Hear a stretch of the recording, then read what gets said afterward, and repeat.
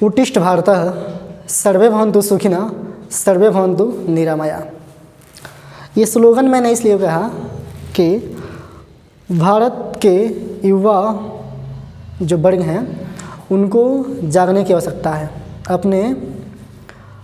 अपनी जो सोच है उसको कैसे एक आयाम दें, और उस आयाम को देने के लिए सिर्फ़ और सिर्फ एक ही काम है, वो है मेहनत। सेटिस्फेक्शन तभी आती है जब आप मेहनत करते हैं। जैसे मैंने मेहनत नहीं की और मुझे कोई चीज़ हासिल हो जाए तो मैं उसकी अहमियत को नहीं समझ पाऊँगा। तो इसलिए मेहनत से जो भी चीज़ मिलता है, भले वो छोटा हो बड़ा हो, मायने नहीं रखता है, लेकिन उसमें इंसान सेटिस्फाई होता है। हम लोग अपना 100% देंगे पढ़ाई में, फिर हम लोग के नसीब में जो होगा वो तो होगा ही। ज़िंदगी में पछतावा नहीं होगा कि मैंने मेहनत नहीं किया, है ना। तो चलिए आज के क्लास में आज हम लोग रखते हैं डाउट सेशन। डाउट सेशन ऐसा जिसमें हम लोग कहते हैं कि मुझे ये चीज़ नहीं आता है, तो वो नहीं आने के पीछे क्या वजह हो सकती है उस पर बात करेंगे। अभी हम लोग का ओरिएंटेशन क्लास चल रहा है, तो ओरिएंटेशन क्लास में सिर्फ हम लोग ये देख रहे हैं कि पढ़ाई को कैसे एक दायरा के अंतर्गत बांधा जाए, फिर उसके लिए क्या प्रावधान है उसको अपनाया जाए, है ना। मजाक में हम लोग कहते हैं कि मैं ये चीज़ भूलना चाहता हूँ, तो जो चीज़ भूलना चाहता हूँ उसका नाम तो पता है। जैसे कुछ बदमाश बच्चे होते हैं और किसी का नाम लेकर के बोलते हैं कि मैं उसे भूलना चाहता हूँ, तो उसका नाम जब तक याद है तब तक तो भूल ही नहीं पाएंगे ना। तो कहीं ना कहीं वो दिमाग में एक चीज़ है जो बैठा हुआ है। तो वैसे जब हम लोग कहते हैं कि मुझे ये चीज़ नहीं आती है, तो उस टॉपिक का नाम तो हमारे दिमाग में है ही। जब टॉपिक का नाम है, जब जितनी दफ़ा कहते हैं हम लोग कि ये चीज़ मैं नहीं समझ पाता हूँ या भूल जाता हूँ, तो उतनी दफ़ा आप लोग ये कोशिश करें कि उसके जितने भी कंसेप्ट हैं वो चीज़ें हम लोग रिकॉल किया करें। फिर ये बात नहीं हो पाएगी कि ये चीज़ हमको नहीं समझ में आती है या मैं भूल जाता हूँ, ठीक है। तो किसी भी सब्जेक्ट का हो, मैथमेटिक्स, रीजनिंग, जीके जीएस में सभी सब्जेक्ट हम लोग यहाँ रखेंगे और उसमें देखेंगे कि क्या क्या चीज़ें हैं जो हम लोग भूल जाते हैं या क्या चीज़ नहीं समझ में आता है। तो सबसे पहले मैं क्लास में सबसे स्मार्ट बच्चे विशाल जी से पूछना चाहूँगा कि क्या चीज़ है मैथमेटिक्स में जो आपको परेशान करता है या लगता है कि ये चीज़ मैं भूल जाता हूँ या नहीं समझ पाता हूँ। कोई भी टॉपिक, क्या टॉपिक का नाम बताइए। मैथ टॉपिक नहीं है, उसमें बहुत सारे टॉपिक होते हैं। जैसे कि मैं बोलूँ कि सिंपल इंटरेस्ट निकालने नहीं आता है, कंपाउंड इंटरेस्ट निकालने नहीं आता है, या टाइम एंड वर्क का क्वेश्चन है वो नहीं समझ में आता है। तो ऐसे किसी टॉपिक का नाम बताइए। ऐसे, अच्छा हरिजनंद जी आप कुछ भी जो नहीं होता है कि हम भूल जाना चाहते हैं या भूल जाते हैं, वैसा कुछ नाम बताइए। नहीं तो फिर से हम लोग 2 मिनट के बाद टॉपिक पे आ जाएंगे हम लोग, जो डिस्कशन चल रहा है हम लोग का। आप लोग चाहें तो बता सकती हैं।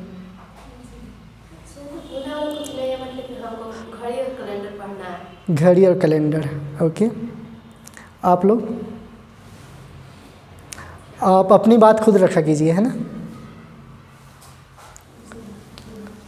घड़ी और कैलेंडर में क्या, बोर्ड मास, ठीक है। ये जो भी बातें हैं, घड़ी और जो कैलेंडर है उसमें हम लोग का जो ये पर्सन अगर अच्छा रहेगा, सर्कल का एंगुलर फॉर्म, कि सर्कल में कितना डिग्री का एंगल बनता है। 0 डिग्री से स्टार्ट हुआ है और हम लोग 0 डिग्री यहाँ लिए हैं, बट ये क्लॉक होता, अगर ये क्लॉक है तो क्लॉक 12 से शुरू करेगा, है ना, 0 डिग्री से। इसमें हम लोगों को ये पता होना चाहिए कि कितने इसमें डिविजन्स हैं, है ना। अगर डिवीज़न पता है हम लोगों को तो इसके कोई भी क्वेश्चन बन सकते हैं। सबसे पहले सर्कल में हम लोग जानते हैं कि 360 डिग्री का कोण बनता है ना। सर्कल के पहले एक स्ट्रेट लाइन है और स्ट्रेट लाइन पे कोई एंगल नहीं बनता है, बट सभी लोग याद रखते हैं क्या कि स्ट्रेट लाइन पे कितना का एंगल बनता है, 180 डिग्री का। एक्चुअली वो होता नहीं है। कोण की परिभाषा को अगर हम लोग देखें, कोण यानी एंगल, एंगल की परिभाषा को देखें तो ये कहता है कि जब भी दो लाइन एक दूसरे को काटती हैं या दो लाइन कितना झुकाव पैदा की हैं उसको एंगल कहते हैं। डेफिनेशन होगा, दो रेखाओं के बीच के झुकाव को कोण कहते हैं। दो रेखाओं के बीच के झुकाव, यानी मैंने देखा कि ये एक रेखा आ रही है और दूसरी रेखा इधर से कहीं आ रही है, तो एक दूसरे को कहीं काटेंगे, प्रतिच्छेद करेंगे। जब काटेंगे तो इनके बीच एक झुकाव उत्पन्न होगा, है ना। जैसे मैं अगर हाथ ऐसे किया हूँ तो मेरे हाथ के बीच और इस बोर्ड के बीच एक झुकाव पैदा हुआ है। मैं हाथ ऐसे करूँगा तो वो झुकाव अब बदल गया। जैसे ऊपर जाऊँगा ऐसे तो वो झुकाव बदलता जाएगा, है ना। तो दो लाइन जब एक दूसरे पे झुकाव पैदा करती है उसको हम लोग कहते हैं कोण। और इसमें कहीं झुकाव है क्या, या दो लाइन दिख रहा है क्या, दो लाइन इसमें नहीं दिख रहा है, तो इसमें तो कोण बना ही नहीं, है ना। इसको ऐसा कहेंगे कि जब भी दो लाइन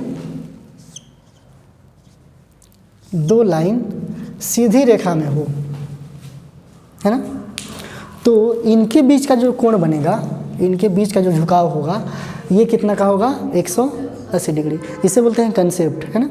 कभी कुछ पढ़ा जाता है तो उसके बेसिक को समझा जाता है, ताकि अगर रिटेन फॉर्म में हो, रिटेन फॉर्म यानी ऑप्शन सेंटेंसेस में दिया गया हो, वाक्य में दिया गया हो, तो आसानी से हम लोग समझ सके। बेसिक्स अच्छा रहेगा तो हम लोग का मैथमेटिक्स आसान होगा। अच्छा, इसमें अभी तक देखे हैं, इसमें ऐसा कुछ चीज़ है जो हम लोग को नहीं पता था पहले से, बस कंसेप्ट की बात कर रहे हैं कि कोण क्या है और उसको कैसे डिफाइन करना है ना। तो इसको हम लोग कहते हैं कोण 180 डिग्री, है ना। एंगल कितना का बनाइए, 180 डिग्री का। अब सीधी रेखा में कोई भी एंगल नहीं था, बट जो दो लाइन थी एक दूसरे के पैरेलल थी और दोनों का एक एंड पॉइंट कॉमन था, है ना। यहाँ भी एंड पॉइंट क्या है, कॉमन है। मतलब दोनों लाइन कैसी थी, यहाँ से जा रही थी, एक वर्टेक्स से जा रही थी, है ना। तो एक रेखा इधर और एक रेखा इधर, इनके बीच का जो कोण बना। अब हो सकता है कि इधर विशाल जी आए और इधर हृदयानंद जी, दोनों ने इसको खींच दिया, तो क्या हो गया, 180 का फॉर्म हो गया, है ना। तो कोण ऐसे होता है। अब ऐसे ही वो जब सीधा होगा तो ऐसा हो जाएगा। तो अभी देखें कि सीधी रेखा पे कितना, 180, और 180 तो एक साइड हुआ, तो इस साइड का भी 180, 180 प्लस 180 360 डिग्री। इसलिए सर्कल में कितना का कोण बनता है, 360 डिग्री। याद करने की आवश्यकता है क्या, ये तो समझने वाली बात है ना। अब ये बात करते हैं, इंग्लिश में इसको क्या बोलते हैं, द इंक्लाइनेशन बिटवीन। वो मैं पढ़ा देता हूँ ताकि बच्चे ये भी समझ जाए, इंग्लिश वाले बच्चे भी, है ना। The inclination between two lines is called angle। दो लाइन के बीच का जो झुकाव होता है उसको हम लोग एंगल कहते हैं। देखिए उस भाषा को और इस भाषा को, तो आई थिंक ये आसान भाषा है इंग्लिश वाला, है ना, और इसमें सोच सोच के समझ लिखना पड़ता है कि कौन से कहाँ पे क्या लिखें, या डिफ़ाइन करने में भी। तो इसको आसानी से बोलना हो तो बोलेंगे दो रेखाओं के बीच के झुकाव को कोण कहते हैं। इंग्लिश में the inclination between two lines is called angle. Okay, angle का रिप्रेजेंटेशन किस में करते हैं हम लोग? डिग्री में, है ना। डिग्री का रिप्रेजेंटेशन होता है ऐसा 0 डिग्री, जैसे ये 0 डिग्री, 45 डिग्री, ऐसा। अब यहाँ हम लोग देख रहे हैं कि जब घड़ी यहाँ से यहाँ तक का डिस्टेंस ट्रेवल कोई सुई करती है तो 180 डिग्री चलेगा, 180 डिग्री उसको ट्रेवल करना पड़ेगा। वहीं अगर इसका हाफ किया जाएगा तो वो कितना हो जाएगा? 90 डिग्री। ये हो गया 90 डिग्री। यहाँ पे कितना हो जाएगा? ये ऐसे आते हैं 0 से 90, 9 का टेबल है ना, 0 से 90, 9 दूना 18, फिर से 27 है ना, 27 पे क्या लगा देंगे? 0। Okay, 270 degree. ये सभी इसके फिर से 0 आ जाएगा, यानी 360 यहीं पे आ जाएगा 0 डिग्री पे। अब ये बात करते हैं हम लोग कि इसमें कितना डिवीज़न होता है। ओके, अब बात करते हैं इसको 1, 2, ये 3 है और ये 0 या 12 है ना, 12। अगर ऐसे काटना होता तो यहाँ से यहाँ तक 90 है, तो एक खंड कितने का होता? 30 डिग्री का, 30 डिग्री, 30 डिग्री, 30 डिग्री। तो हर एक इसका डिवीज़न कितना का हो जाता? 30 डिग्री का। ओके, अब ये 1 घंटे का बात हुआ, है ना, कि 1 घंटा में कोई सुई कितना डिग्री चलेगा? 30 डिग्री। 2 घंटे में 60। तो वैसे कितना भी निकालना हो तो निकाल सकते हैं हम लोग। ये कौन से घंटे की सुई की बात हो रही है ना, और हैंड, घंटे की जो सुई है उसकी बात कर रहे हैं हम लोग। फिर बात करेंगे कि 1 मिनट की भी सुई होती है ना। अब इसमें डिवीज़न कितना होता है वो बात करते हैं। यहाँ से यहाँ तक में भी डिवीज़न होते हैं घड़ी की। वो देखिएगा सुई, तो यहाँ डिवीज़न बहुत सारे दिखेंगे, उन डिवीज़न में भी बांट सकते हैं हम लोग इसको, है ना, कि 1 घंटा में अगर इतना है तो 1 घंटा में कितना मिनट होता है? 60 मिनट होता है। तो यहाँ जो है 60 मिनट बराबर 30 डिग्री। तो 1 मिनट का भी निकाल सकते हैं हम लोग। अगर बोलेंगे कि 60 मिनट बराबर इतना, तो इधर लिखना पड़ेगा 60 गुणे 1 मिनट। किसी नंबर में 1 से मल्टीप्लिकेशन करने में कोई अंतर नहीं आता है, तो ऐसे भी लिख सकते हैं। और इधर कितना? 30 डिग्री। अब मैं इसको इरेज करता हूँ।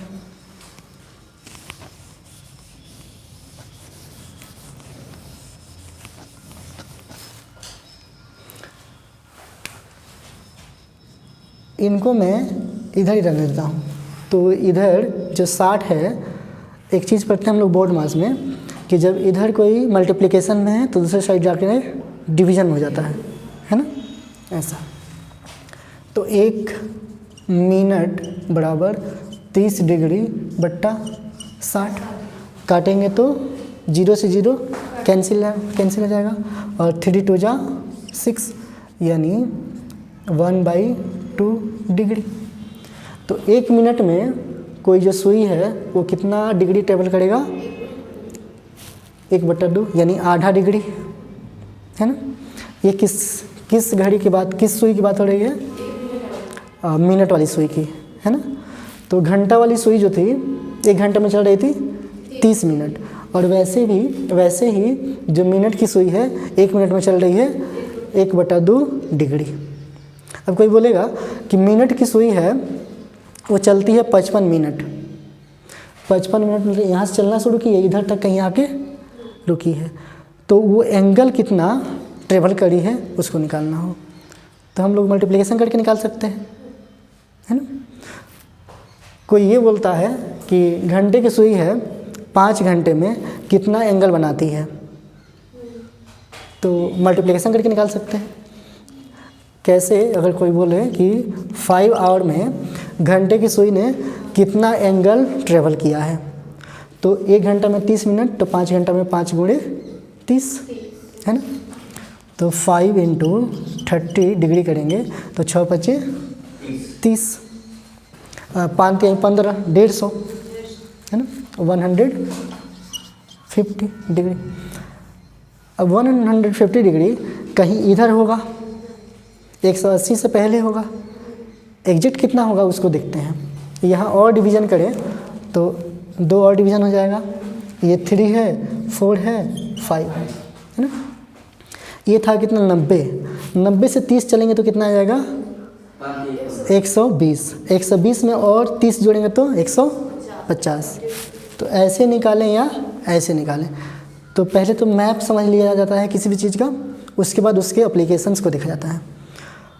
कोई बोलता है कि ट्रिक होता है कि डायरेक्ट 11/2 × 55 ऐसे निकालने के लिए, तो अच्छी बात है, बट ये चीज़ें हम लोग का क्लियर होना चाहिए। तो कैलेंडर और वॉच का जो टाइम जो कंसेप्ट है उसको ऐसे पढ़ा जाता है, फिर से कन्फ्यूजन नहीं रहेगा। जब हम लोग स्पेशल क्लास लेंगे तो ये सारी चीज़ें वहाँ पे देखेंगे। अभी तो इतना समझ में आया ना कि कैसे आवर एंड ट्रेवल करता है, कैसे मिनट का हैंड ट्रेवल करता है, वैसे सेकेंड का भी निकाल सकते हैं हम लोग, है ना। ऐसे ही जब पढ़ा जाता है ज्योग्राफी तो वहाँ पढ़ा जाता है कि हम लोग पढ़ते हैं कि कैसे इंडिया का जो अरुणाचल प्रदेश है, अरुणाचल प्रदेश इस साइड है, ईस्ट साइड में, और इस साइड है गुजरात, है ना, गुजरात और राजस्थान। तो इंडिया में सुबह यहाँ जब होती है, अगर मानिए कि यहाँ 6 बज रहा है सुबह का, तो 2 घंटे बाद राजस्थान में सुबह का 6 बजेगा, इन 2 घंटे के बाद। कैसे, तो सन को चलने में टाइम लगता है, पृथ्वी को चलने में टाइम लगता है, यानी वो एरिया कवर करने में।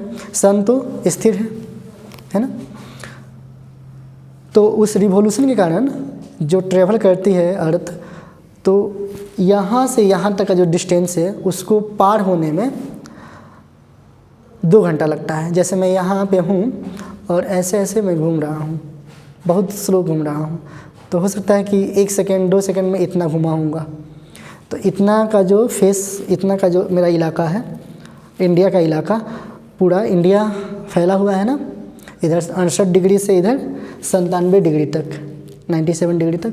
तो इतना 30 डिग्री का जो एंगल है उसको ट्रेवल करने में लगता है 2 घंटा।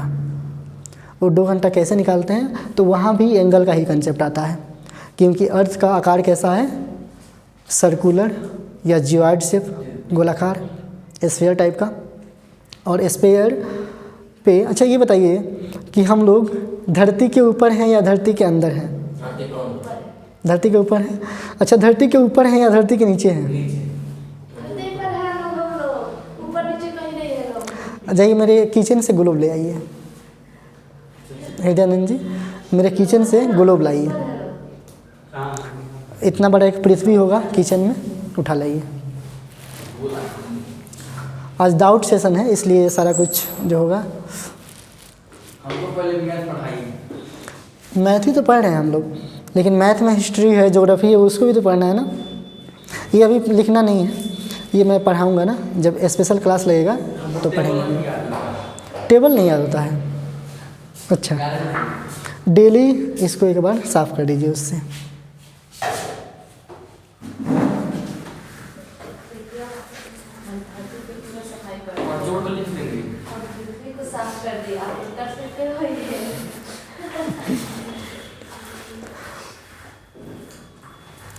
एपी के एरा में वो कौन सा देव या दैत्य है जिसने धरती को उठा लिया था? नरसिंहार नदिया को उठाए थे। नहीं, पहले वो लेकर गया था समुद्र में। नरसिंहार जो सिंह थे। देखें यहाँ पे, तो यही तो अर्थ है ना, गोलाकार ऐसे है। ये एक्चुअली अर्थ झुकी हुई है ना, कितना डिग्री पे झुकी हुई है। तो जब यहाँ एक प्रैक्टिकल करके देखते हैं हम लोग कि ये तो सीधा है ना, ये सीधा है, ये सीधा है, और इतना एंगल कितना है 30 डिग्री। इधर से देखें तो 30 डिग्री इधर से, है ना। अब मैं इसको इसके अकॉर्डिंग अरेंज करता हूँ। अभी क्या है, ये सीधा है, बट ये देखिए तो यहाँ और यहाँ के बीच का डिस्टेंस सेम लग रहा है क्या, 30 डिग्री, बट एग्जैक्ट तो है नहीं, हम लोग मान रहे हैं कि इतना है। तो अर्थ जो है अपने ऊपर वाले एक्सिस से कितना झुकी है या इधर से कितना झुकी है, ऐसे निकालते हैं हम लोग। इधर से कितना झुकी है 23.5 डिग्री, 23.5 डिग्री। तो यहाँ दिख रहा है ना कैसे है एंगल पे झुका हुआ। तो ऐसे बात कर रहे थे क्या हम लोग अर्थ की, कि अर्थ पे हम लोग कहाँ हैं। तो अर्थ है एक्चुअली ऐसे ऐसे, और इंडिया को देखते हैं हम लोग इसमें।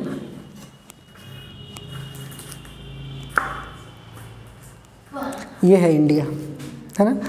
तो इंडिया ना तो ऊपर है ना तो नीचे है, ये तो साइड में है, और अर्थ ऐसे घूम रही है, ऐसे मूवमेंट कर रही है।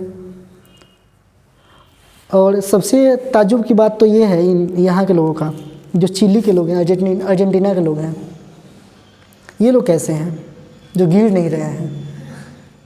बताएं आप लोग, कोशिश कीजिए। ताज्जुब की बात है कि नहीं। अगर बस चल रही है और बस में हम लोग छत पे नहीं बैठे हैं, हम लोग खिड़की पे टंगे हुए हैं, तो ठीक है टंगे हुए हैं, लेकिन हम लोग चक्का के नीचे वाला जो हिस्सा होता है उसमें कहीं पकड़ के लटके हुए हैं, तो कब तक लटके रह सकते हैं। हाथ तो दुखी जाएगा हम लोग का, और हम लोग तो कुछ पकड़े भी नहीं है ना अर्थ पे, तो गिरते क्यों नहीं हैं। कोशिश कीजिए। एक चीज़ पढ़े होंगे हम लोग, ग्रेविटेशनल फील्ड या ग्रेविटेशन, है ना। धरती एक गुरुत्वाकर्षण बल के द्वारा हम लोगों को अपनी तरफ खींच के रखी है। ये नहीं समझ में आया। गांव में सभी लोग गांव में रहते हैं ना, आप लोग के गांव में वो मोटा मोटा तार वाला केबल गया है क्या खेत की तरफ से, जहाँ सब स्टेशन पे लाइट आता है, वही लाइट यहाँ पे आता है सब स्टेशन से होकर के। जैसे फ्लोरिया है, यहाँ लखनऊ है ना। अब देखिएगा कि वो जो मोटे मोटे वायर लगे रहते हैं, वहाँ से जब गुजरिएगा तो एक झनझनाहट की आवाज़ आती है, होती है ना, यानी उस वायर के अगल बगल में इलेक्ट्रिक फील्ड क्रिएट हो रहा है। उसके आसपास जाएंगे हम लोग तो वो हम लोग को खींच लेगा, 1 मीटर के आसपास जाएंगे खींच लेगा। काफ़ी स्ट्रॉन्ग उसका इलेक्ट्रिक फील्ड होता है, तो हम लोग को खींच सकता है। जब वो छोटा सा वायर है जो हम लोग को खींच सकता है या पशु पक्षी को खींच सकता है, तो अर्थ के पास तो बहुत ज़्यादा स्ट्रॉन्ग मैग्नेटिक फील्ड है, ग्रेविटेशनल फील्ड है। इस वजह से हम लोग इससे बंधे हुए हैं। धरती के ऊपर हो, नीचे हो, बगल में हो, चिपके रहते हैं। हम लोग को ये भी नहीं पता है कि हम लोग सीधे हैं, तो हम लोग ऐसा नहीं जैसे कि ये है, अभी ये क्या है, इस पर सीधा है ना। ये अर्थ है, अगर अर्थ तो यहाँ पे तो ठीक है, सीधा टिका हुआ है, छोड़ दूंगा तो भी अड़ जाएगा। यहाँ होगा तो अड़ सकता है, यहाँ होगा तो अड़ सकता है, बट ऐसे कैसे रहेगा, ये गिर जाएगा ना। तो इसको खींच के रखा है वो। जैसे हम लोग जरूरी नहीं कि उस लगे हुए वायर जो केबल हैं खेतों में, उस पे ऊपर से आकर के गिरे तो उस पर अटकेंगे। हम लोग उसके नीचे से जाएंगे तो भी वो हम लोग को खींचते हैं, यहाँ तक जाएंगे तो खींच लेगा खुद से, यानी उसके पास फोर्स है। वैसा ही धरती जो है, इसके अंदर से एक ग्रेविटेशनल फोर्स काम करता है। यही वजह है कि कुछ भी वस्तु इस पर गिरता है तो इसके सेंटर की तरफ जाने की कोशिश करता है। जैसे ये गोला है, इसको काटेंगे फाड़ेंगे तो इसका एक सेंटर पॉइंट होगा, न्यूक्लियस होगा। कल कैसे हम लोग न्यूक्लियस के बारे में पढ़ रहे थे, प्रोटॉन और न्यूट्रॉन, इलेक्ट्रॉन बाहर बाहर घूम रहा था। तो समझिए कि हम लोग इलेक्ट्रॉन हैं, हम लोग धरती के ऊपर घूम रहे हैं ना, तो हम लोग इलेक्ट्रॉन हैं। और इलेक्ट्रॉन की खोज किसने की थी? थॉमस। जे थॉमसन ने, है ना, जे थॉमसन ने खोज की थी।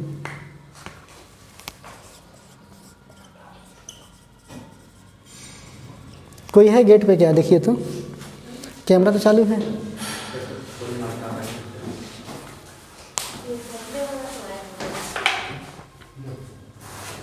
गेट खुला हुआ है।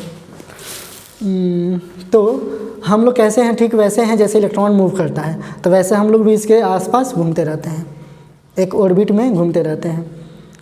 अब ऐसा ऑर्बिट है कि हम लोग अगर ऐसे उछाल करते हैं तो बहुत ऊपर तक नहीं जाते हैं, फिर से गिर जाते हैं। जैसे इलेक्ट्रॉन भी बाहर नहीं जाता है ना, जब उसको क्या करना होता है, रिएक्शन करना होता है तो अलग कहीं जाता है, जैसे NaCl का हम लोगों ने देखा था, है ना। तो हम लोग भी कौन है? धरती के लिए इलेक्ट्रॉन है, और इलेक्ट्रॉन जो है घूम रहा है। दूसरी बात ये चीज़ कि जैसे वहाँ सेंटर में प्रोटॉन और न्यूट्रॉन था, वैसे इसके सेंटर में बहुत सारे मैटर हैं। मैटर जो है वो कोर कहते हैं जो पृथ्वी का, वो मेटल से बना हुआ है, पिघला हुआ मोल्टेन अवस्था में वहाँ पे मैटर है। और बहुत सारे मटेरियल जो है ये अपना electric field, magnetic field create करते हैं, फिर वो हम लोग को अपने तरफ खींच के रखता है। अब ये फील्ड कहाँ तक रहेगा? जैसे अगर बात करें हम लोग केबल की जो खेतों में लगा है, तो 1 मीटर तक वो कार्य कर रहा है, यानी 1 मीटर से हम लोग को खींच लेता है, यानी उसके दूर रहेंगे हम लोग तो उसको वो हम लोग को नहीं खींच सकता है। वैसे ही इस अर्थ का भी एक लिमिट है कि वहाँ के बाहर रहेंगे हम लोग तो ये हम लोग को नहीं खींच पाएगा, बट वहाँ तक जाने के लिए हम लोग को खूब फोर्स लगाना पड़ेगा, बहुत ज़्यादा फोर्स। जिसे तो चांद पे गया होगा, चांद पे सबसे पहले कौन गया था? नील। अच्छा, एक लाइका गई थी, है ना। एक सबसे पहले जानवर में डॉग, है ना, कुत्ते प्रजाति का, वो उसका नाम था लाइका। लाइका लाइका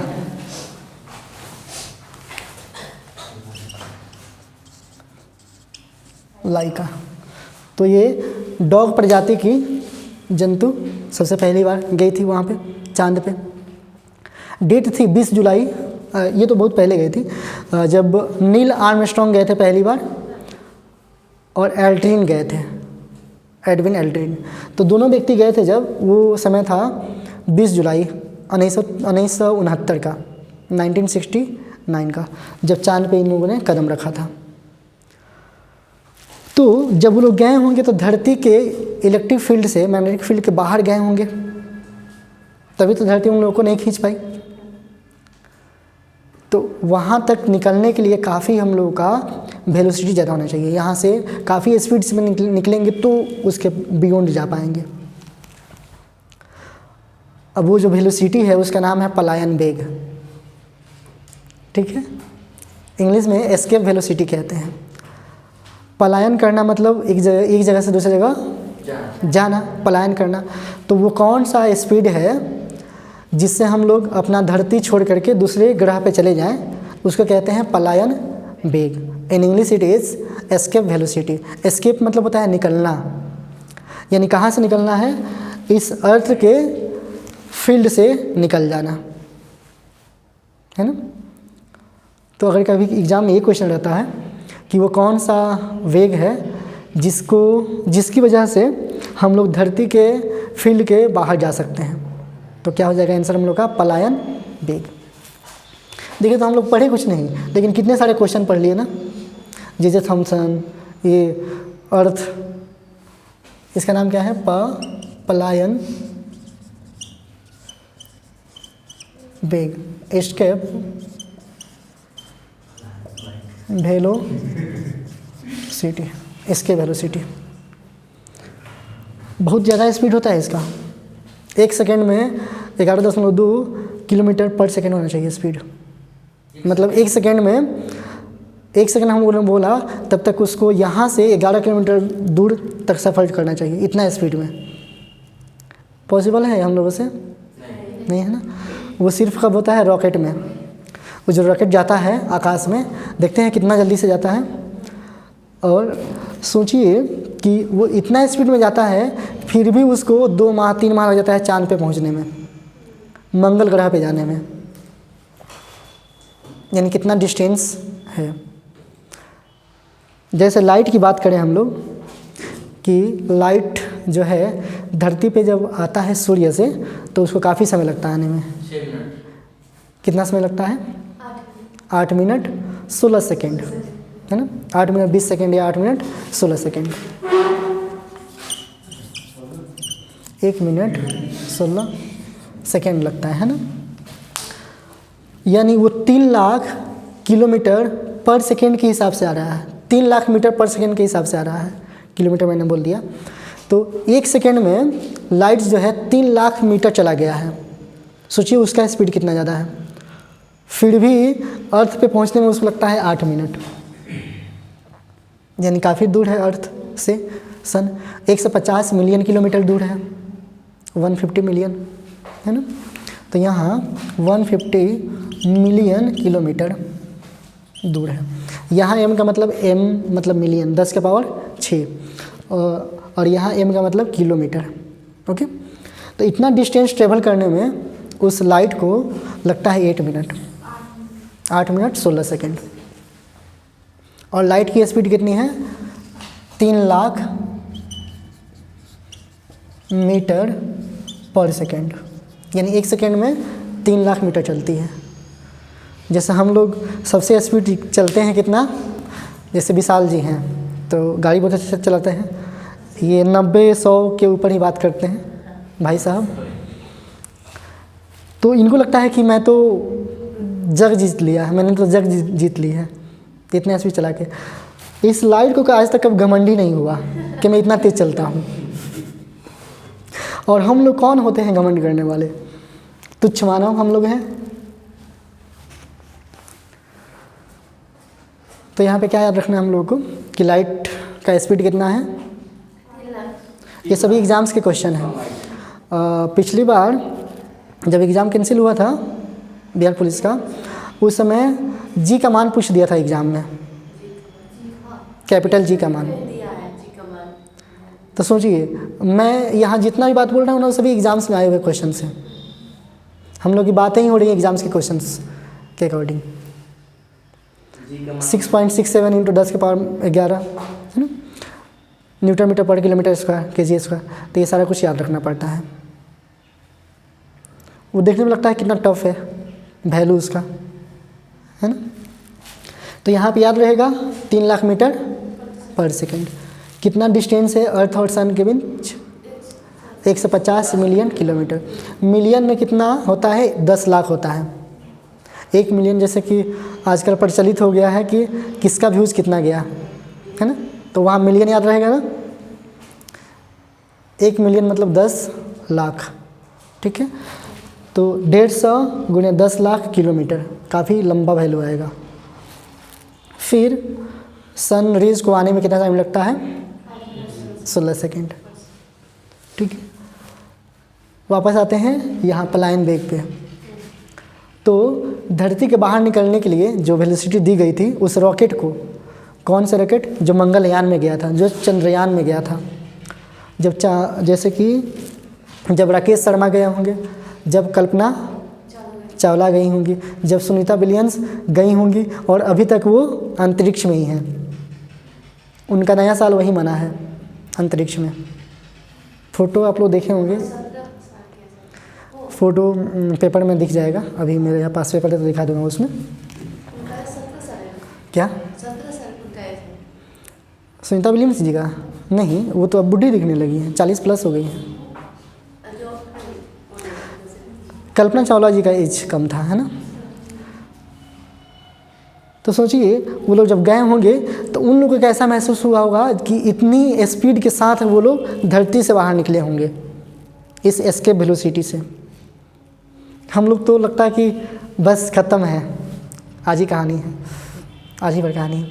तो उन लोगों को वहाँ जाने के लिए क्या करना पड़ता है कि पहले धरती पे ही प्रैक्टिकल करना पड़ता है। बिन खाना खाए हुए रहना, जैसे मैंने बोला ना कि प्रैक्टिकल करके देखना चाहिए कि खाना कितना समय तक हम लोग बिन खाए हुए रह सकते हैं, ऊँट जैसा, है ना। ऊँट कहाँ रहता है? रेगिस्तान में। रेगिस्तान में रहने के पीछे वजह क्या है, क्यों वो रह पाता है वहाँ पे?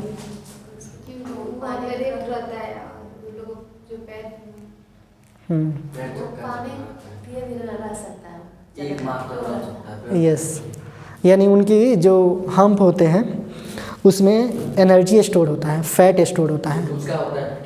यस, फैट स्टोर होता है, और वो फैट जो है जब उनको खाना नहीं मिलता है तो उसी फैट को कन्वर्ट करने लगते हैं कार्बोहाइड्रेट में, और अपने उदर जो विकार होता है, उदर की जो प्यास होती है उसको मिटाते हैं, यानी भूख को मिटाते हैं। जैसे हम लोग भी 10 दिन खाना नहीं खाएं तो सूख के पतले हो जाते हैं, ऐसा क्यों? खाना नहीं खाने से, सूखने से क्या मतलब है? तो क्या होता है कि ज़िंदा तो रहना है ना, हम लोगों को ज़िंदा रहेंगे तो हमारे जो ऑर्गन है वो तो चलते ही रहेंगे ना, और उसको चलते रहने के लिए एनर्जी की आवश्यकता तो पड़ेगी। वो एनर्जी कहाँ से आएगा? तो हमारे मसल्स से। जो फैट स्टोर हुआ है हमारे शरीर में, वही फैट कन्वर्ट हो जाएगा कार्बोहाइड्रेट में, क्योंकि हम लोग जानते हैं कि शरीर के लिए सबसे ज़्यादा ज़रूरी क्या है? कार्बोहाइड्रेट, क्योंकि कार्बोहाइड्रेट डेली बेसिस पे हम लोग को चाहिए होता है खाना खाते हैं तो। और सबसे ज़्यादा एनर्जी किससे मिलता है हम लोग को? भोजन में। कौन से भोजन से? 5 भोजन के 5 कंपोनेंट होते हैं। दूध से मिलता है, और पालक से मिलता है, और दाल से मिलता है, और अच्छा, आप कितने, चलिए मैं आप लोगों में से 5 लोगों का नाम बोलता हूँ। ये है कार्बोहाइड्रेट, ये है प्रोटीन, आप हैं मिनरल, ये है विटामिन, और वो है फैट। वो है वैसे इसलिए तो फैट है। अब इन 5 में से कौन है जो ज़्यादा एनर्जी देता है हम लोग को? प्रोटीन बॉडी बिल्डिंग करता है ना। कार्बोहाइड्रेट ज़्यादा एनर्जी देता है और इंस्टेंट एनर्जी देता है। जैसे हम अभी खाए, अभी फ़ायदा उसका दिख जाएगा कार्बोहाइड्रेट से। लेकिन फ़ैट जो है वो एनर्जी देता है ज़्यादा, कार्बोहाइड्रेट से भी ज़्यादा, बट वो आज खाएंगे तो बरसों बाद या महीनों बाद असर दिखाएगा। जैसे मटन या चिकन आज खाएं तो उसका असर आज नहीं दिखेगा, आने वाले समय में शरीर थोड़ा सा हो जाएगा, है ना, बॉडी बिल्डर। और दौड़ते समय पानी पीते हैं, या और क्या लेते हैं हम लोग? प्रोटीन नहीं लेते हैं, इंस्टेंट एनर्जी लेते हैं। इंस्टेंट एनर्जी लेते हैं, केला खाते हैं या बताएं ग्लूकोन डी पीते हैं, है ना। तो उससे मिलता है हम लोग को इंस्टेंट एनर्जी, तुरंत मिलता है। क्योंकि बॉडी जब वर्किंग फंक्शन में है, वर्किंग प्रोसेस में है, तो उस समय तो एनर्जी चाहिए ना, ताकि अभी खाएं अभी असर दिख जाए। तो इसलिए उस समय हम लोग के शरीर को आवश्यकता होती है इंस्टेंट एनर्जी की। इंस्टेंट एनर्जी कहने का मतलब है कि क्षणिक ऊर्जा, है ना। अंडा नहीं, अंडा नहीं खाया जाता।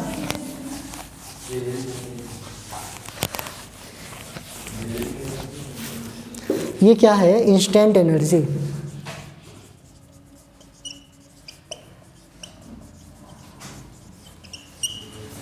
यानी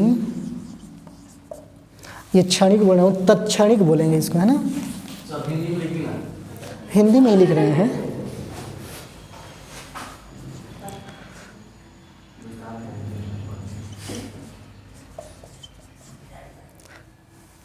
जैसे कि वो दिक्कत है ना, तत्क्षणिक लिखने में हमको दिक्कत है।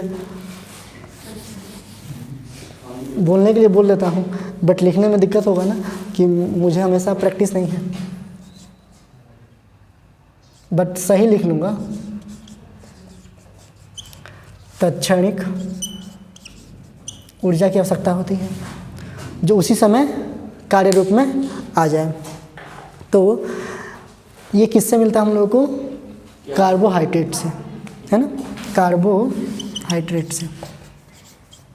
हाँ, उसका एग्जाम्पल हो सकता है केला, है ना। कार्बोहाइड्रेट पूरा एक कम्युनिटी है ना। जैसे कि पुरुष संप्रदाय एक कम्युनिटी है, महिला संप्रदाय एक कम्युनिटी है, उसमें नाम अलग अलग हो सकता है ना। तो वैसे ही कार्बोहाइड्रेट एक कंपोनेंट ऑफ फूड है।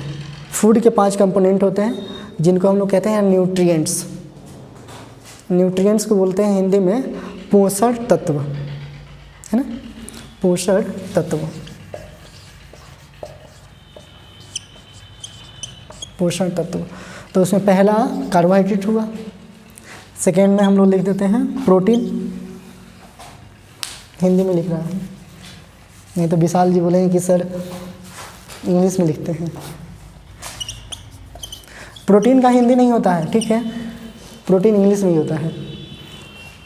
तीसरा विटामिन, विटामिन का भी हिंदी विटामिन ही होता है ना, विटामिन। चौथा फैट, फैट को हिंदी में कहते हैं वसा, वसा। और पांचवा मिनरल, हिंदी में खनिज, खनिज। तो इंस्टेंट एनर्जी के लिए हम लोग को चाहिए कार्बोहाइड्रेट। कार्बोहाइड्रेट हर वो मीठा चीज़ लगने वाला कार्बोहाइड्रेट का सोर्स होता है, यानी मीठी चीज़ जो भी खाते हैं तो उससे हम लोग को मिलेगा कार्बोहाइड्रेट, ठीक है। मीठा चीज़ क्या क्या हो सकता है, चावल, रोटी, दाल मीठा नहीं लगता है,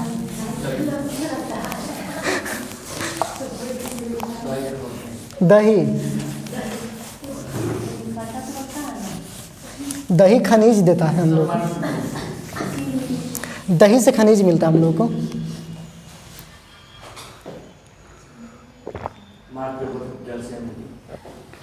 क्या, कैल्शियम,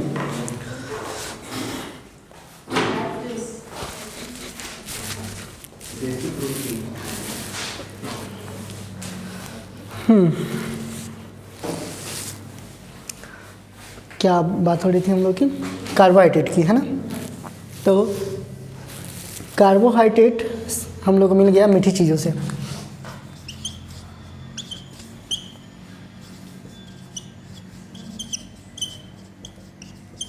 मीठी वस्तुओं से, मिठाई हो गया, गन्ना हो गया, ऊख, स्वीट पोटैटो, वो जो कोन से, है ना, और चावल से, रोटी से, बाजरा से, है ना। अच्छा, आप लोग खाते हैं, ये रफेज का काम करता है, हमारे पेट के ब्रशिंग का काम करता है। जैसे सुबह में उठ के हम लोग ब्रश करते हैं तो वैसे ही पेट साफ करना है तो हम लोगों को रफेज खाना चाहिए। रफेज यानी मोटा अनाज, है ना, बाजरा का रोटी, मड़ुआ का रोटी। कभी फुर्सत मिले तो मुझे ला के दे दीजिए, मैं ही बना के आप लोग खिलाऊँगा, है ना। मुझे अच्छा लगता है खाने में वो सब। दूध में शामिल खूब खाइए। दूध में अच्छा, मकई का रोटी, मक्का का रोटी तो मैं हाल फिलहाल में खाया हूँ। हम खाते हैं रोज। मेरे घर में मेरी मम्मी बनाती हैं, वो उन्हीं को आता है, भाभी लोग को नहीं आता बनाने, क्योंकि वो टूट जाएगा ना, अच्छे से ऐसे नहीं करेंगे तो उसमें टूट जाएगा। मतलब नहीं, बनाते समय उसको अगर अच्छे से नहीं करेंगे ना तो कहीं इधर निकल जाएगा, कहीं इधर निकल जाएगा। उसमें उसमें कोहेसिव फोर्स कम होता है, इसलिए कोहेसिव फोर्स कहने का मतलब कि उसके जो मॉलिक्यूल हैं आपस में चिपके नहीं होते हैं ज़्यादा, है ना। जैसे आटा होता है, ऐसे तानेंगे तो टूटेगा नहीं, और वो जरा सा ऐसे रखेंगे तो ऐसे ढील जाएगा। थोड़ा सा आटा मिला दीजिएगा। आटा मिला लेंगे।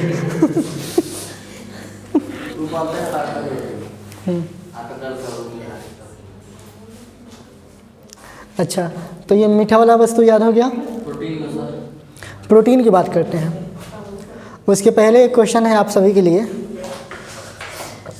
यहाँ आने के पहले, प्रोटीन पे आने के पहले एक क्वेश्चन है आप सबसे।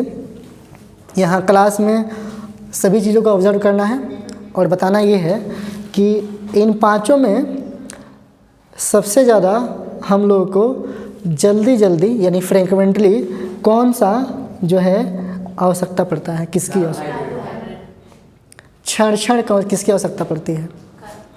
मैं यहाँ पे खड़ा हूँ और कुछ एक्टिविटी परफॉर्म कर रहा हूँ, फिर बताइएगा। पानी की, तो पानी की आवश्यकता बार बार पड़ती है ना। तो इनमें से पानी किस में आएगा? नहीं, खनिज में आएगा। जब कल पढ़े थे हम लोग कि जो भी ज़मीन से निकलता है वो क्या है, खनिज है, मिनरल है, अकार्बनिक पदार्थ है। और ये भाई साहब कौन है, अकार्बनिक पदार्थ वाले, है ना। तो खनिज में क्या आ जाएगा, पानी, नमक और भी बहुत सारी चीज़ें आएंगी जो भी ज़मीन से निकलते हैं, नहीं। पेट्रोलियम भी वही है, बट हम लोग के इस्तेमाल का नहीं है, वो खाने में इस्तेमाल नहीं होता है ना। आलू में तो निकलता है जमीन से। नहीं, आलू फल है ना, वो सड़ा गला चीज़ नहीं है, उसको उपजाया गया है, बट पानी हम लोग उपजाए नहीं है, है ना। अभी मैंने ये नमक हम लोग उपजाए नहीं हैं, तो ये नेचुरल चीज़ें हैं, ये खनिज है ना। तो इन पांचों में डेली बेसिस पे सबसे ज़्यादा किसकी आवश्यकता होती है हम लोग को, पानी की। लोग बोलते हैं ना कि अरे छोड़ो और तो कुछ ना ही, ओकरा पानियो पूछक तो चाहिए, यहाँ पूछते हैं सब सारी यहाँ। तो पनिया पूछे के चाहिए, मतलब पनिया यह हटे, है ना, यह पानी हटे। इसके बाद बात करते हैं हम लोग प्रोटीन की, है ना। प्रोटीन किससे मिलता है हम लोगों को, दूध से। दूध, दही, फल।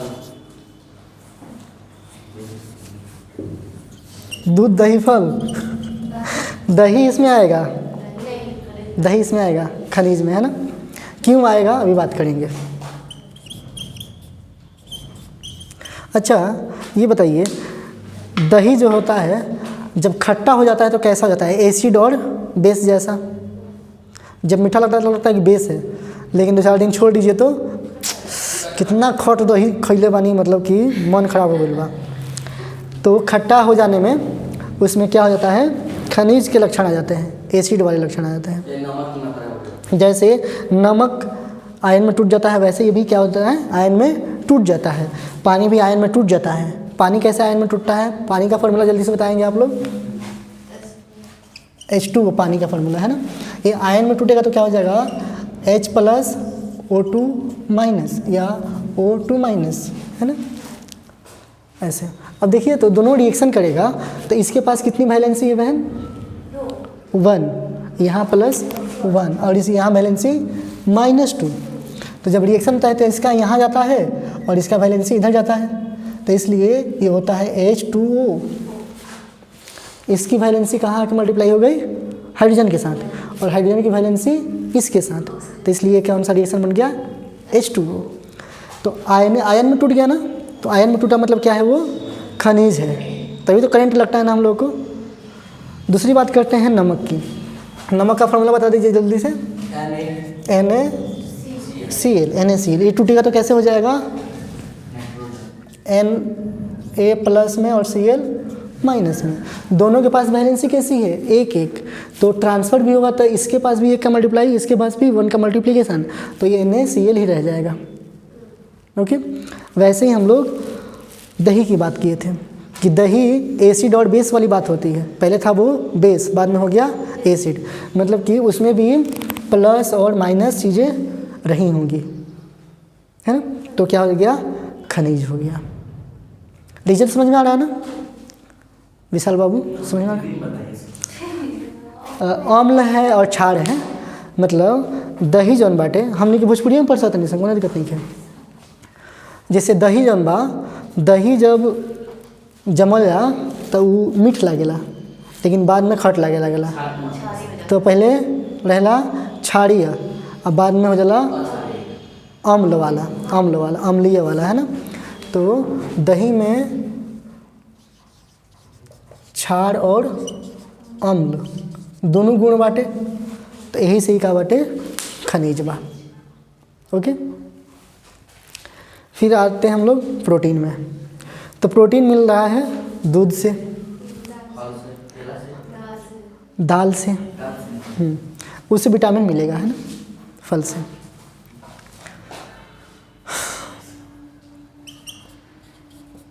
दाल से और भी बहुत सारी चीज़ें हैं, यानी जो भी मिल्क की बनी हुई चीज़ें होंगी उससे हम लोग को मिलेगा प्रोटीन। और ऐसे देखिए तो द से दूध, द से दाल, है ना, तो डी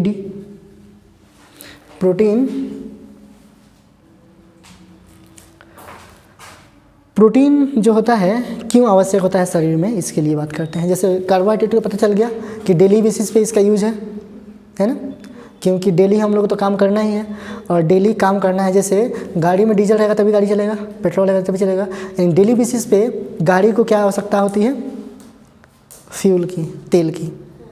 डेली उसमें न तो बल्ब चेंज कराना है, न तो उसका सीट कवर चेंज कराना है, न चक्का चेंज कराना है, बट डेली उसमें क्या डालना है, तेल डालना है, यानी वो डेली बेसिस पे। वैसे हमारे शरीर को डेली बेसिस पे क्या चाहिए, कार्बोहाइड्रेट। कार्बोहाइड्रेट से भी ज़्यादा क्या चाहिए, खनिज, है ना, एनर्जी देता है ये। और खनिज का काम क्या है, तो ये टेम्परेचर बैलेंस करता है, हमारे शरीर का जो टेम्परेचर होता है उसको बैलेंस करता है। इससे बीमारियाँ, इससे साफ़ सफाई का कार्य हमारे शरीर में होता है ना। जैसे जब पसीना होता है, पसीना कभी गलती से इधर आने लगता है तो खट्टा लगता है ना, यानी नमकीन लगता है, नमकीन लगता है, नमक जैसा। तो ये कैसा है, हम लोगों के लिए साफ़ सफाई का कार्य कर रहा है, तो नमकीन लगेगा। ओके, कोई बोलेगा कि पानी से क्या मिलता है, कोई बोलेगा कि पानी इतना पीते हैं हम लोग तो इससे कुछ फ़ायदा हो रहा है क्या, तो कुछ फ़ायदा नहीं हो रहा है। हाँ, शरीर को बस क्या करता है कि घाटा,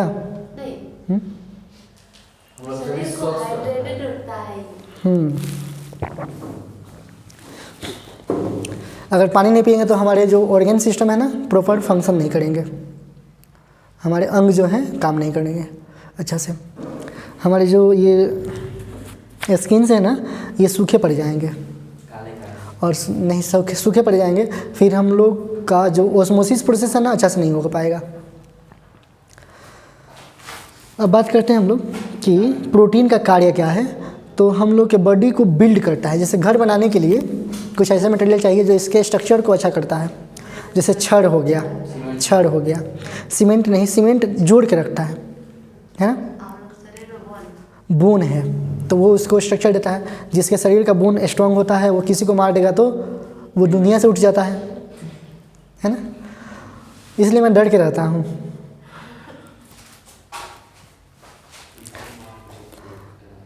तो बॉडी बिल्डिंग के काम कौन कर रहा है, प्रोटीन। इसको बोलते हैं हम लोग बॉडी बिल्डर। बॉडी बिल्डर कहने का मतलब ये क्वेश्चन रहेगा कि हमारे शरीर के ग्रोथ के लिए, बॉडी बिल्डर कहने का मतलब विकास के लिए। विकास भाई साहब की बात नहीं हो रही है ना, ये विकास की बात हो रही है। शरीर ग्रोथ करेगा तो उसके लिए क्या ज़रूरी है, प्रोटीन। और सबसे ज़्यादा ज़रूरी होता है बच्चों, छोटे बच्चों के लिए, क्योंकि छोटे बच्चे जिस एज में हैं उनके शरीर का विकास करना काफ़ी ज़रूरी है। शरीर ग्रोथ करे, शरीर हष्ट-पुष्ट हो, शरीर की लंबाई बढ़े, और लंबाई किस पे डिपेंड करती है, बोन पे। बोन जितना बड़ा होगा, किसी किसी को देखते हैं होंगे आप लोग कि भीमकाय शरीर होता है, लंबा सा शरीर होता है, वो भी शरीर अच्छा नहीं लगता है। जैसे एक मूवी आई थी अभी ना, स्त्री 2, उसमें सरकट्टा जो होता है, सिरकट्टा, कितना लंबा शरीर होता है। आप लोग जानते हैं वो कांस्टेबल है, जम्मू कश्मीर पुलिस में कांस्टेबल हैं वो, और देखिए बॉलीवुड में काम कर लिए। तो इसलिए कभी भी टैलेंट कभी मोहताज नहीं होता है किसी चीज़ का, सफलता कब मिलेगी कोई नहीं जानता है। तो पहले वो भाई साहब पढ़ाई किए होंगे, जम्मू कश्मीर का एग्ज़ाम पास किए होंगे पुलिस का, फिर कांस्टेबल बने होंगे, अभी देखिए वो बॉलीवुड में काम कर लिया उन्होंने, है ना, मॉडलिंग शुरू किया था उन्होंने, उसके बाद उनको वो रोल ऑफर हुआ था। तो उस भीमकाय शरीर के लिए रिस्पॉन्सिबल कौन है, प्रोटीन। इसलिए इसको कहते हैं विकास के लिए जो ज़रूरी पोषक तत्व है उसका नाम क्या है, प्रोटीन। इसके बाद विटामिन की बात करते हैं। विटामिन मिलता है किससे, तो फलों से मिलता है, जनरली यही बात है कि फल से। अब ये बात करते हैं कि विटामिन क्यों आवश्यक है हमारे शरीर के लिए, वो बात कर लेते हैं, है ना। अच्छा, विटामिन हम लोग खुद से लेते हैं क्या, बहुत कम लेते हैं। वो अक्सर जब डॉक्टर के यहाँ जाते हैं तब डॉक्टर प्रिस्क्राइब करते हैं, है ना, कि आप आर्बिटोन खाइए, आप फोलिक एसिड खाइए, आप ये चीज़ खाइए। यानी जब हम लोग बीमार पड़ते हैं तो हमारे शरीर को डिजीज़ से फाइट करने के लिए विटामिन की आवश्यकता पड़ती है ना। और जो व्यक्ति पहले से समझदार है वो डॉक्टर के यहाँ जा ही नहीं पाता है, क्योंकि वो खुद पे मेहनत करता है। विटामिन्स के जो सोर्सेस हैं उसको पहले से वो कंटिन्यू करता है, यानी फल खाता रहता है या जो भी जहाँ से विटामिन मिल रहा है उसको वो खाते रहता है, तो उसको डॉक्टर के यहाँ जाने की आवश्यकता ही नहीं पड़ती है। तो विटामिन करते क्या हैं, ये रोगों से लड़ते हैं, है ना।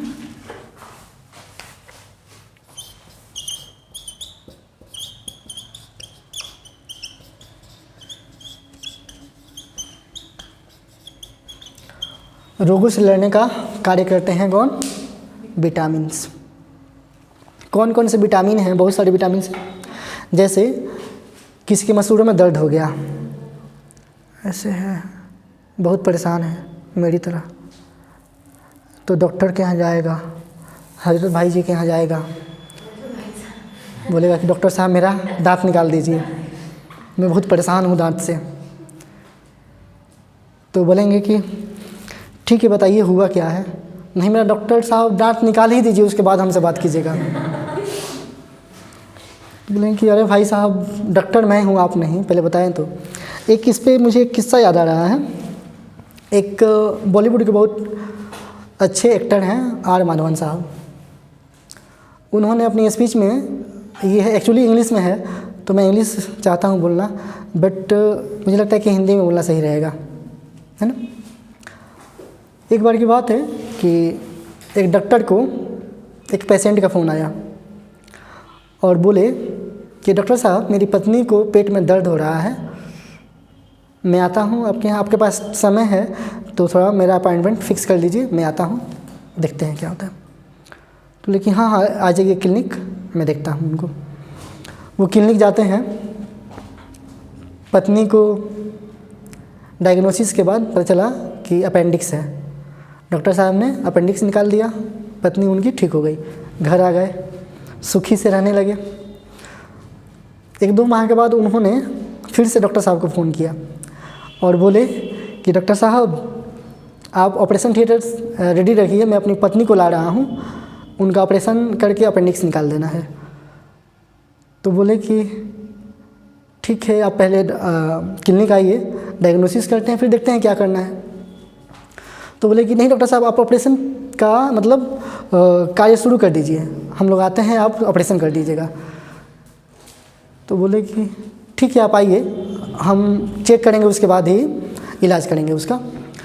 तो वो गुस्सा होकर बोले कि नहीं डॉक्टर साहब आप तो तैयार रखिए ही, मैं आ रहा हूँ। तो बोले कि देखिए एक इंसान को एक ही अपेंडिक्स होता है और आपकी पत्नी का अपेंडिक्स निकाला जा चुका है, तो मुझे डायग्नोसिस तो करना ही पड़ेगा। तो बोले कि डॉक्टर साहब मैं आपकी बात को समझ रहा हूँ कि एक इंसान को एक ही अपेंडिक्स होता है, बट एक इंसान की 2 पत्नियाँ तो हो सकती हैं ना। तो ऐसे ऐसे लोग भी होते हैं, ठीक है। तो यहाँ किस बात पे आए थे हम लोग, यहाँ विटामिन्स को लेकर के, शायद विटामिन्स को लेकर के आए थे। रोगों से लड़ने में काम आता है ना। तो हम लोगों को खुद से अगर समझदार है तो कार्य करना है, ताकि हम लोग डॉक्टर के पास नहीं जाएं, और डॉक्टर के पास जाएं तो डॉक्टर की सुने, क्योंकि डॉक्टर हम लोगों से बड़ा, उसके पास एक्सपीरियंस है ना। तो इसलिए इसके बाद बात करते हैं हम लोग वसा की, और शायद यही आज का टॉपिक होगा, है ना। टाइम कितना हो गया है?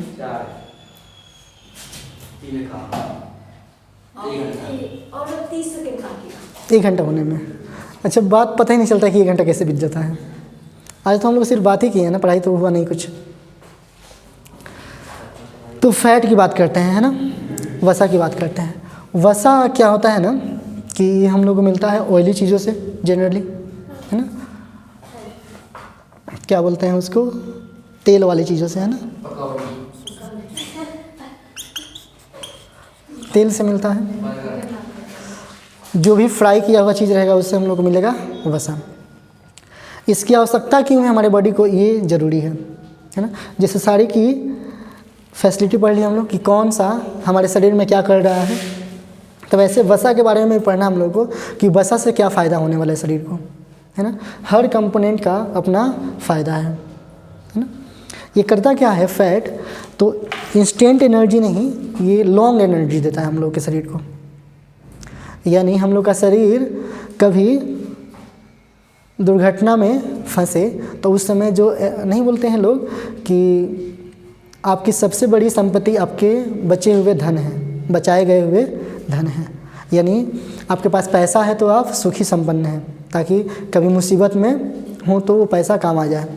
तो वैसे जब हम लोग का शरीर मुसीबत में रहेगा तो कौन काम आएगा, वसा, क्योंकि लॉन्ग टर्म एनर्जी हम लोगों को दिया हुआ है। और एनर्जी दिया है तो एनर्जी कहीं ना कहीं हमारे शरीर में स्टोर रहेगा।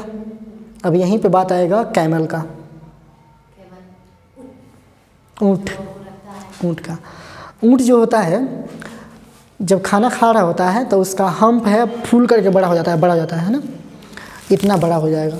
और जब वो टूर पे जाएगा तो उसको खाना मिलेगा नहीं। अब उस कंडीशन में उसका हम्प जो है सिकुड़ने लगता है। सिकुड़ने की वजह क्या है कि उसको फूड की आवश्यकता पड़ती है, फूड तो खाता नहीं है, तो वो हम्प से फैट रिलीज होती है और उसी का वो भोजन बनाता है। तो उसका ऑर्गन जो है फंक्शन कर रहे होते हैं।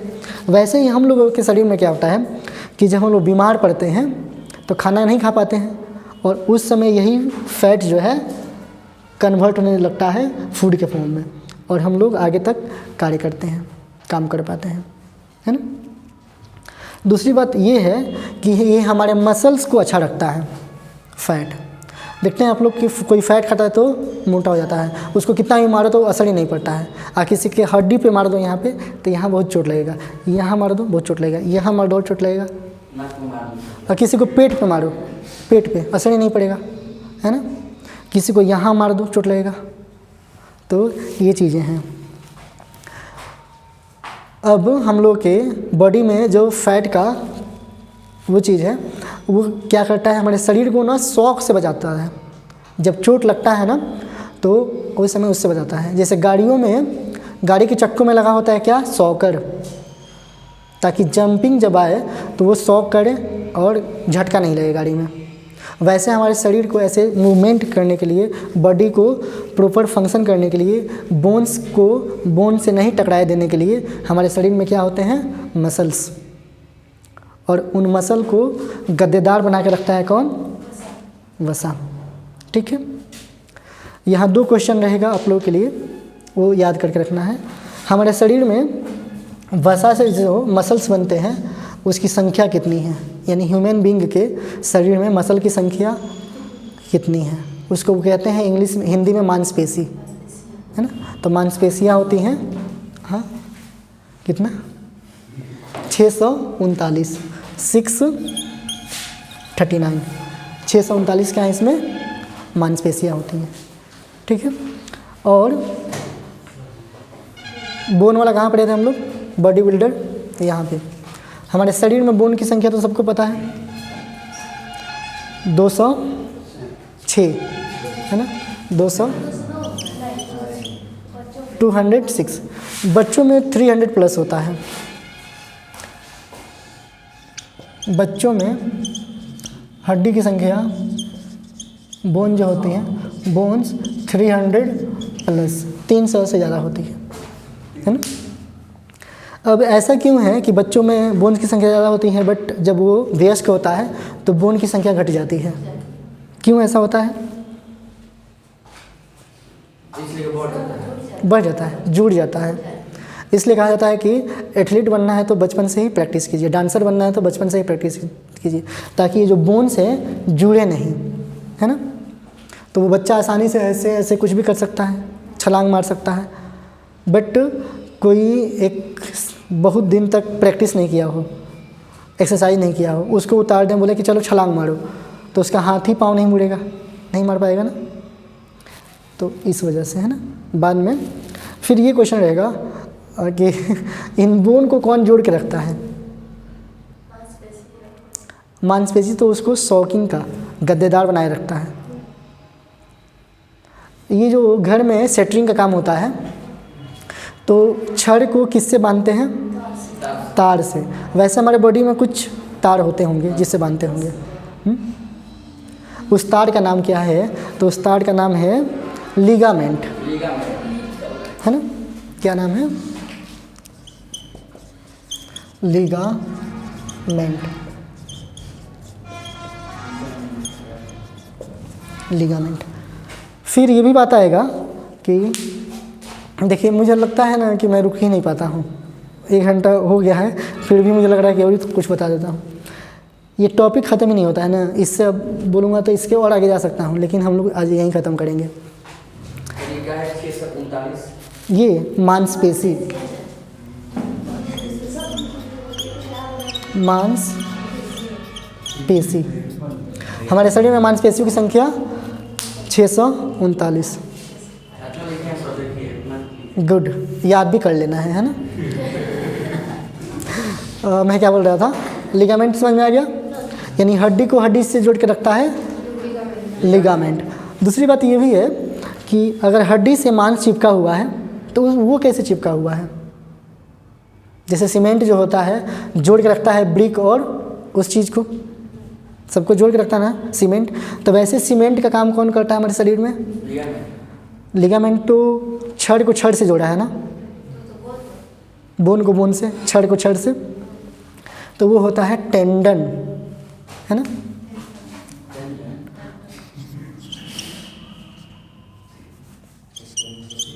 Tendon, yes, tendon. Raveena Tandon को जानते हैं आप लोग? वो बहुत अच्छी खूबसूरत अदाकारा हैं। उन पे गाना है ना, जीता था जिसके लिए उसके लिए मरता था, है ना? तो उनके नाम से, उन्हीं के नाम से याद रखना है, रवीना टंडन, है ना? तो टेंडन से क्या आ जाएगा? मसल्स, है ना? म्यूजिक वो है, जीता था जिसके लिए, वो म्यूजिक है, सॉन्ग है, तो मसल को बोन से जोड़ता है। और वो गाना कहाँ का है? बॉलीवुड का। देखिए मैं कैसे, दिलवाले मूवी का, यस, गुड। तो ऐसा वो है म्यूजिक, है ना? ये क्या है? म्यूजिक। अब म्यूजिक को पूरा नहीं लिखा मैंने, MUC लिखा, MUS लिखा है, MUC, मसल से। तो मसल को जोड़ता है किससे? बोन से। यानी बॉलीवुड की फिल्म है ना, वो बॉलीवुड, मुंबई की, तो बॉलीवुड, है ना? तो मसल को बोन से जोड़ता है, वो है टेंडन, है ना? और लिगामेंट को कैसे याद करेंगे हम लोग? बोन को बोन से, है ना? तो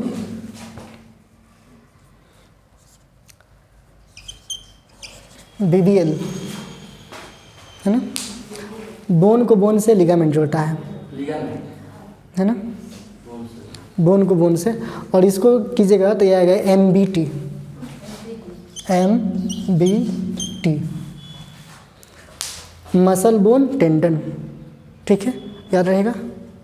तो ये चीज़ें ऐसे हो जाएंगी। ओके, तो आज की क्लास को यहीं वाइंड अप करते हैं।